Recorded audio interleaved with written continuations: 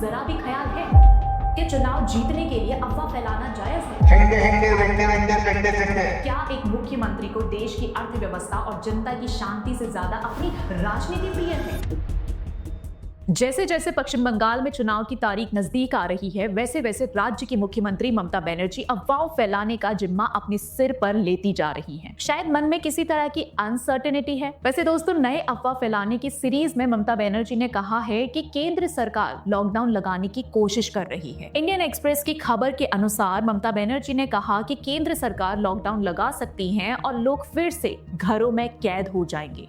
उन्होंने LPG cylinder की देरी, पेट्रोल डीजल की महंगाई और वेस्ट एशिया के संकट का हवाला देते हुए ये बात कही। लेकिन सवाल ये है कि क्या इस बयान के पीछे कोई ठोस आधार है? तो जवाब है कि नहीं। केंद्र सरकार ने कभी इस तरह के लॉकडाउन की कोई बात नहीं की। प्रधानमंत्री मोदी चीफ मिनिस्टर्स की मीटिंग बुला रहे हैं फ्यूल स्थिति पर चर्चा करने के लिए। फिर भी ममता बनर्जी ने बिना किसी आधिकारिक पुष्टि के ये आशंका व्यक्त कर दी। तो ये आशंका नहीं बल्कि अफवाह है। मुख्यमंत्री पद पर बैठी ममता बनर्जी चुनाव के समय पर बिना सबूत के ऐसी अफवाह फैला रही हैं। पश्चिम बंगाल में विधानसभा चुनाव चल रहे हैं और ममता बनर्जी केंद्र सरकार तथा भाजपा को टारगेट करके वोट हासिल करने की कोशिश कर रही लगती हैं। 2021 के कोविड लॉकडाउन के दौरान भी उन्होंने इसी तरह की लड़ाई का नारा दिया था। अब वही पुराना फॉर्मूला दोहराया जा रहा है।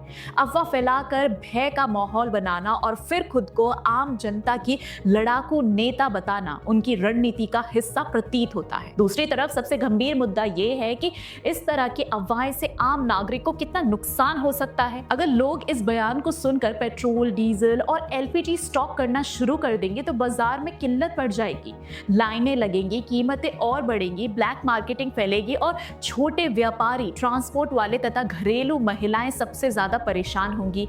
पहले से ही एलपीजी सिलेंडर की सप्लाई प्रभावित है और कीमतें बढ़ चुकी हैं। ऐसी स्थिति में मुख्यमंत्री द्वारा बिना सोचे समझे ये बयान देना जनता की मुश्किलें बढ़ाने के अलावा और कुछ नहीं है। दोस्तों, केंद्र सरकार पहले ही स्पष्ट कर चुकी है कि कोई शॉर्टेज नहीं है और लोगों से पैनिक बाइंग ना करने की अपील की है।